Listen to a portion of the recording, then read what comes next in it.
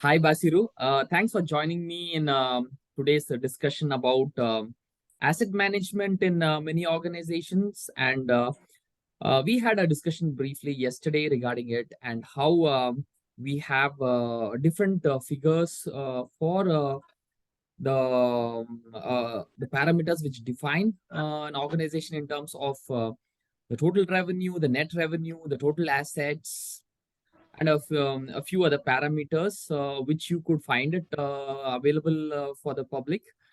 Uh, I'm going to talk about a few aspects of total assets of many organizations, which is not in proportion to their total revenue. So, when we consider this aspect, it is a kind of not an intelligent way of handling assets, inventory, operations, and yeah, this is a topic of corporate governance, which could be improved and which could assist in corporate social responsibility, and we could avoid wastage in capital, and that capital can be utilized for the welfare of the society. So, let's take an example of an organization which is quite big, and how the proportionality between the total assets and the revenue generated is multifold. As we have been discussing for the past month, and with you and Roshan and Cecilia, so it is not our intention. It is not our intention at AnaVJ to pinpoint any organization or to speak anything against any organization. We are just taking a few examples of renowned organizations so that it could help as a case study. And also it could help organizations all over the world to improve their practices.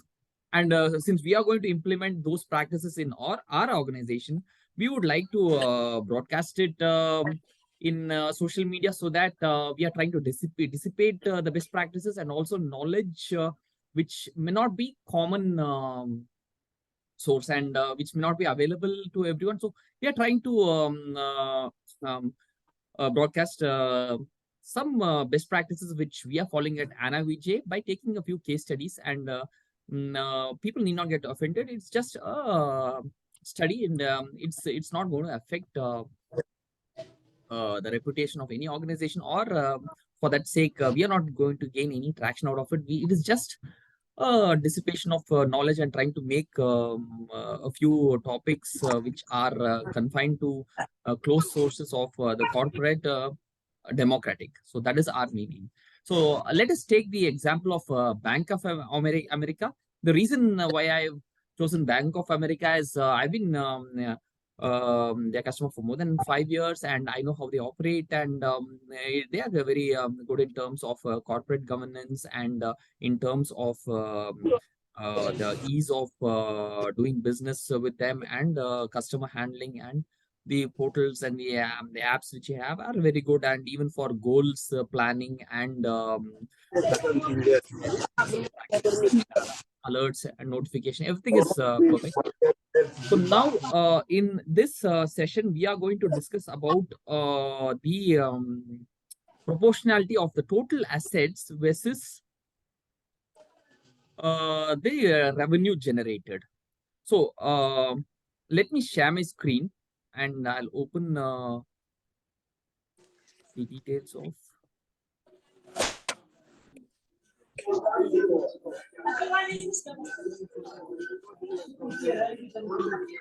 of America.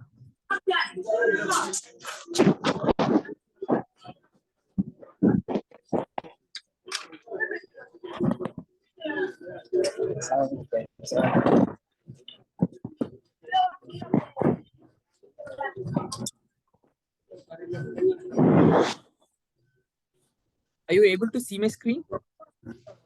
Yeah, it's loading. It's loading, right? Okay. So yeah, I can see it now. You can see it fine. Okay.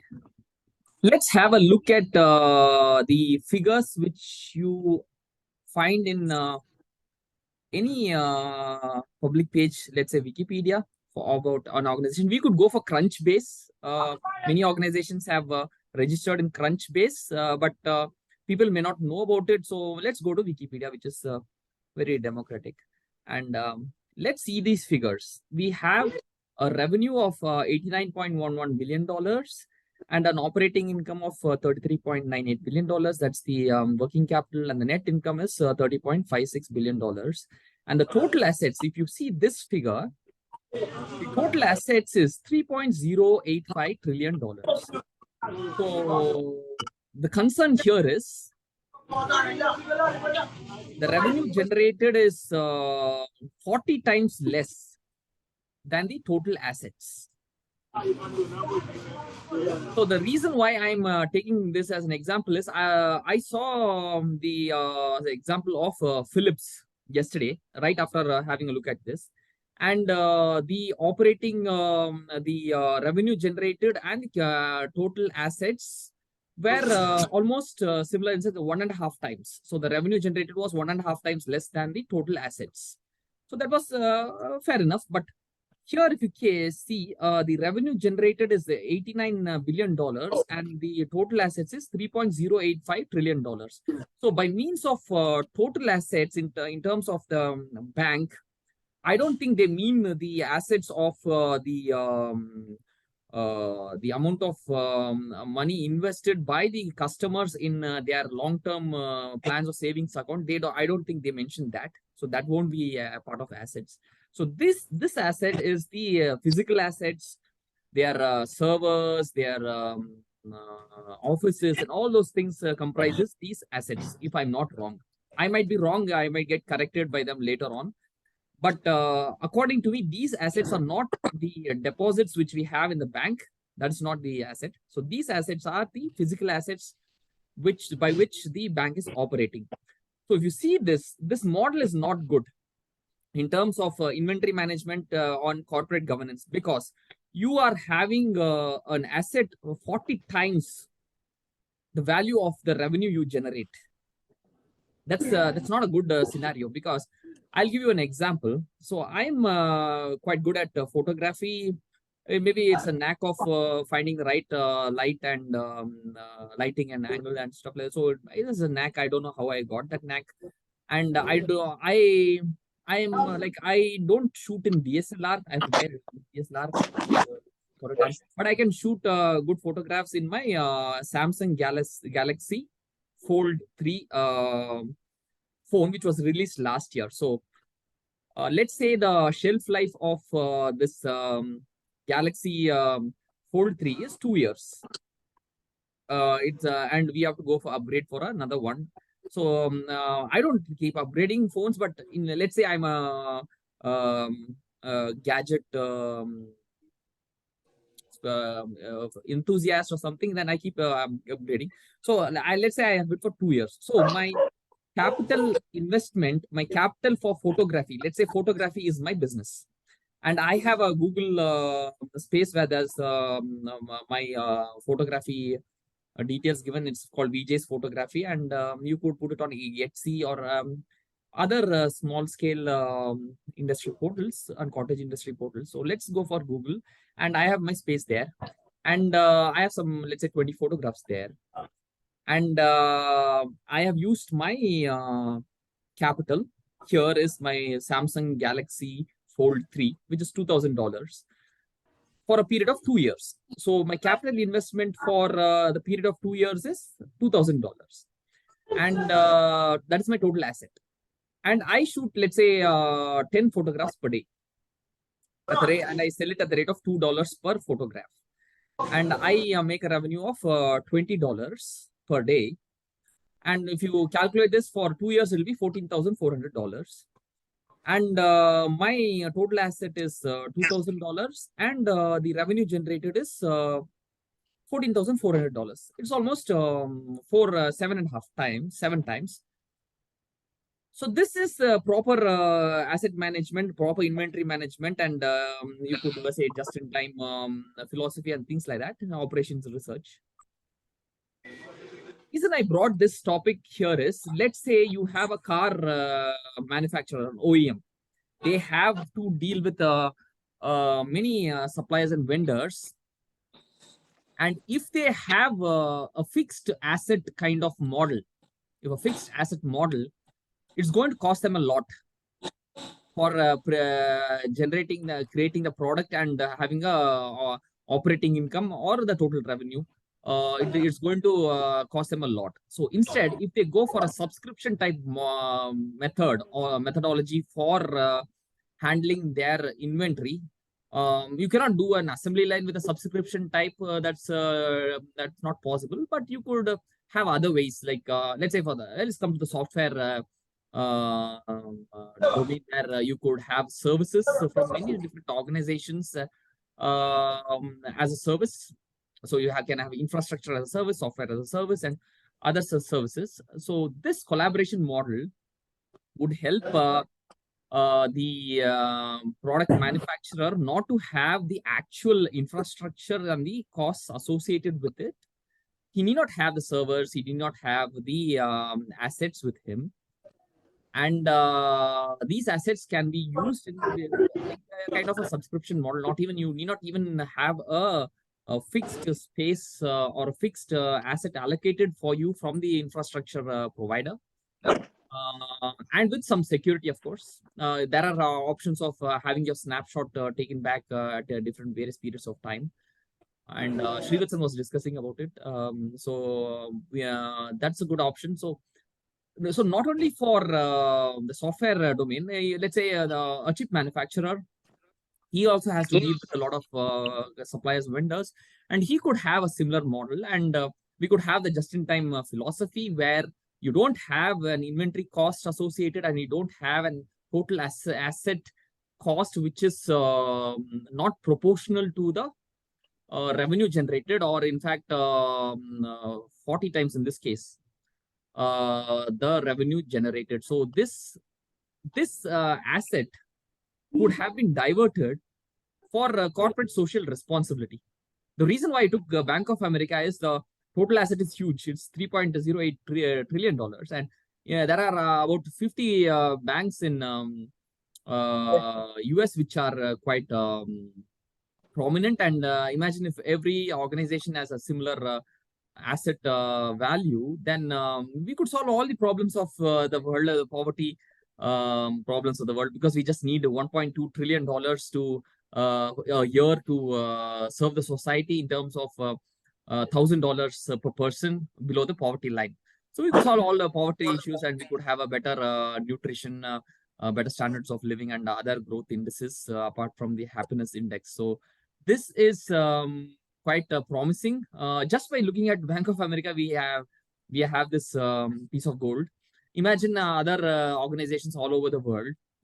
Even in India, we will have organizations whose total assets are very high, but their operating revenue, income and revenue is less. So we will have to change ways of inventory management, asset management, and corporate governance to have a collaborative symbiotic relationship and subscription kind of a model, so that we could reduce the cost of total assets and divert this for corporate social responsibility. Yeah, Basu, I leave it to you to ask a few questions in this topic. Or do you find it plausible, or do you think it is a kind of impractical proposition given by us? Well, it is all okay. I find it very positive and possible. It's I good, right? So you feel it is possible. So yeah. but we will have to understand what these total assets comprise of, what are the replaceable entities of this total assets, and what cannot be replaced. So we will try to make a trade-off and propose solutions to organizations all over the world, so that they can divert this investment towards charitable organizations, and they could have their own charitable organizations. So and what do you call, the competition to reach the to become the wealthiest charitable organization is it's pretty simple for organizations like Bank of America, because they have such a huge asset. value, and they could easily divert. And if many such organizations join forces, then there won't be poverty in the world. And I'm pretty confident that we could alleviate poverty with this kind of proper corporate governance. So we have not done anything. We have not done anything. We are just diverting the funds which are getting wasted in an intelligent manner. And moreover, corporate social responsibility is not a favor which we are doing to the society. It is a kind of, it's kind, you could say, a kind of mandatory, because we are earning revenue to the society, and we will have to give back to the society. So it is not an optional endeavor. So it is kind of, you could say, mandatory, because let's say you develop your products and sell it in on Mars. Then no one is going to buy there in Mars, because there's no society, there are no people there. So you have to sell your products in here, and to the people. The end customers are always the people in the society. So they are helping your organization to grow in terms of revenue and capitalize the market cap. So you will have to give back to the society in huge numbers. So corporate social responsibility is not an optional endeavor anymore. It has to be the same. It has to be a responsible decision by all organizations to give what you call pledge huge amounts of their revenue towards charity. So they need not even pledge huge amounts of their revenue. They let them have the revenue and have a good working capital to keep R&D and remuneration and other aspects going on. So we could reduce the cost on terms of total assets by avoiding lavish offices, by avoiding lavish assets which could be got through subscription models, avoiding other assets which are not required to be in station, and everything can go on cloud and people can work remote. We could avoid all lavish spending on offices. I just saw the other day that Apple has a $5 billion office in California. So a $5 billion office in California is, I feel it's not required. We could have spent that for R&D, because many organizations big organizations don't even make such kind of revenue of $5 billion. So spending of $5 billion on a single office is, I feel it's a waste. It's a criminal waste. So I'm sorry to say that, but I'm a big fan of Apple products, but I'm sorry to say that it's a criminal waste to spend $5 billion on an office space. Any thoughts, Basiru? This sounds very expensive and too much for office expenses. Even when you come to big countries like there and how it is, because compared to other countries on which you know that they have low economic system or they have problem on their economic status, it is very impossible or impossible for them to go for such things, because example, we choose India or we choose Gambia as a country. Okay, talking about India, like I'll tell you, if you see India, there is a stark difference in terms of the cream of the society and the mass. Mass in the sense the majority of people. So the cream of the society, let's say 5%, they are super rich. They are super rich, and there are more number of billionaires in India. But there are many poor people as well, and also there are many organizations which in India, precisely the IT organizations who have a lot of lavish buildings, office spaces to attract customers. In a way, is good, but in a way, when you talk about total assets and the wastage of capital, I feel it's a wastage of money. You could have diverted for charity or for R&D. Even my organization, when I was working back in my India, our organization was also having lavish offices. So having lavish offices is a kind of has become a trend. in India, and if you could find all sorts of offices, which are all of all shapes, like a ship, like a golf ball, like a fish, and all sophisticated offices. I'll share an article regarding that. Too much of spending on lavish offices. So this not only goes for corporates. This kind of spending can be avoided for even for universities. So universities need not have very posh facilities. Instead, they could raise their index or ranking in R&D activities and from the endowments and other stuff. So there are two attributes which contribute to the what do you call the ranking of any university. One is the research amount of research going on, and the amount of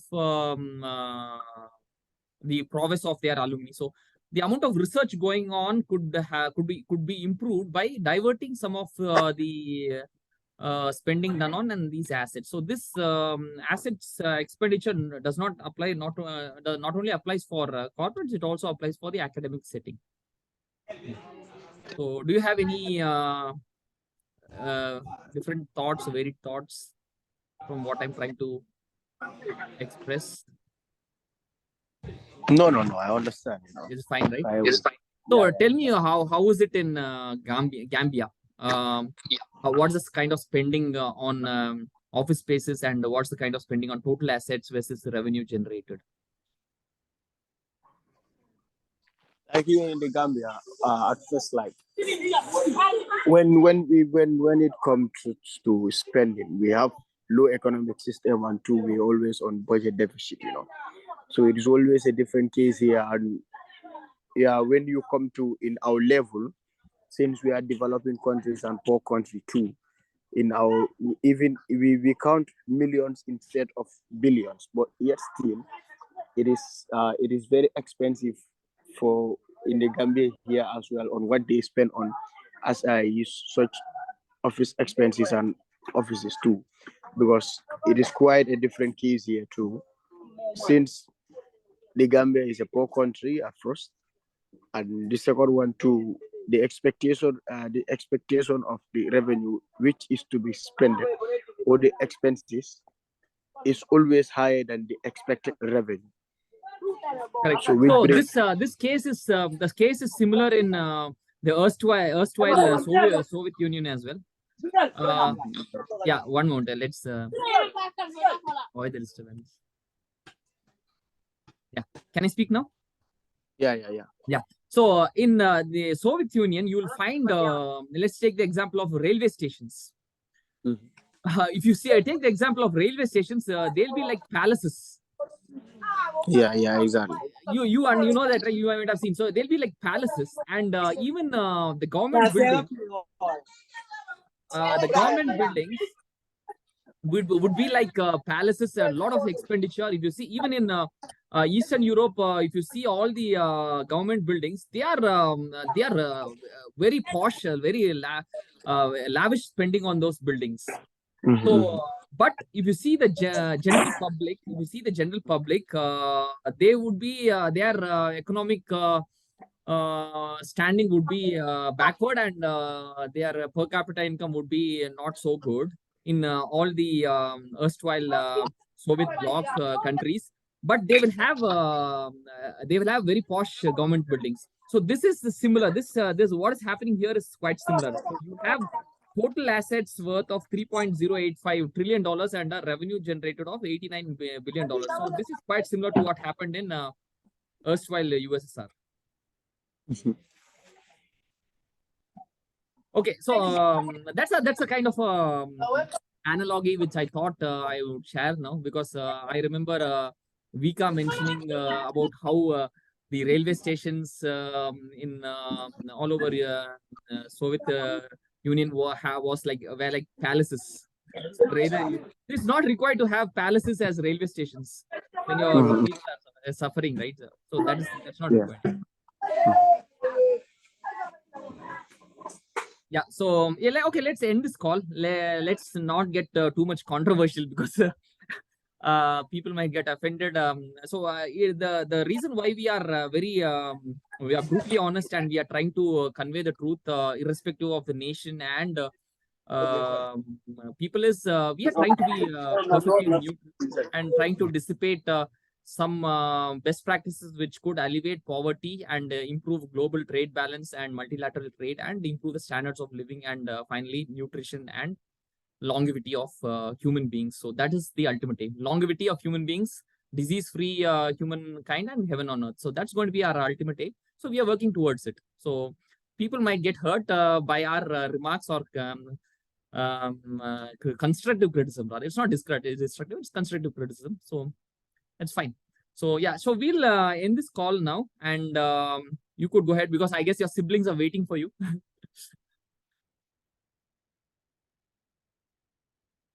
Yeah, I am losing you. Okay, fine. So thanks, Basir, for joining, and have a wonderful day ahead. Bye.